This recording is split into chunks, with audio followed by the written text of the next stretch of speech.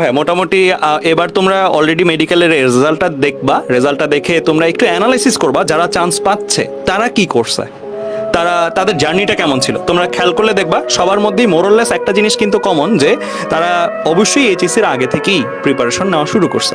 তুমি খেয়াল করে দেখিও, আমাদের গ্রুপের মডারেটর ছিল তোহা, তো আমি খুব প্রথম থেকেই ওকে চিনি, রাজীব ভাইয়ের কাছেও সর্বা পড়েছে।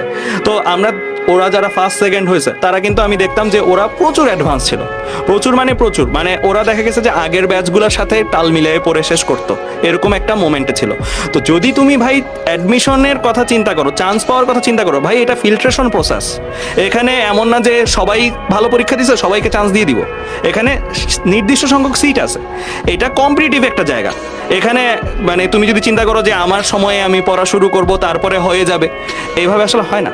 তুমি যে কোনো মেডিকেল যে যত প্রতিষ্ঠান আছে মেডিকেল পড়াচ্ছেন তাদেরকে তাকাও, সবাই কি ভুল করতেছে? সবাই ভুল করতেছে না। তার মানে তুমি যেহেতু এই জিনিসটা অ্যাডপ্ট করতে পারছো না, তোমার এটা অ্যাডপ্ট করতে হবে যদি তোমার চান্স পাবার ইচ্ছা থাকে।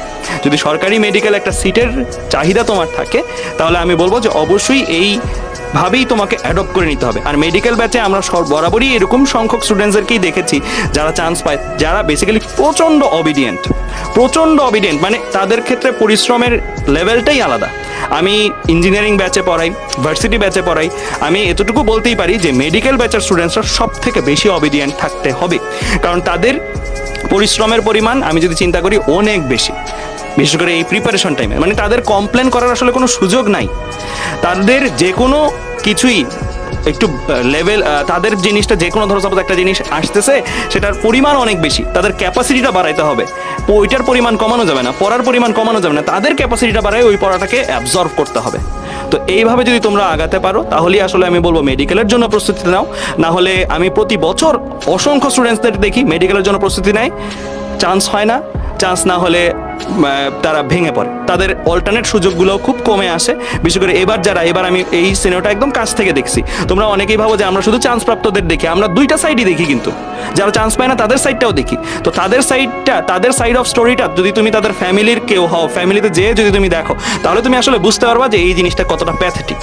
তাদেরকে যদি আরেকবার সুযোগ দেওয়া হইতো, বা তাদেরকে যদি আরেকবার বলা হইতো যে তোমাকে আমি রিওয়াইন্ড করে দিই, তুমি টাইম ট্রাভেল করে জাস্ট তোমার এইচএসসি পরীক্ষার 2 মাস আগে যাও, সে মানে পাগলের মতো কান্না করে চাইতো যে আমি একটু ওই সময় যাই, আমি আবার 12-14 ঘন্টা করে পড়াশোনা শুরু করি।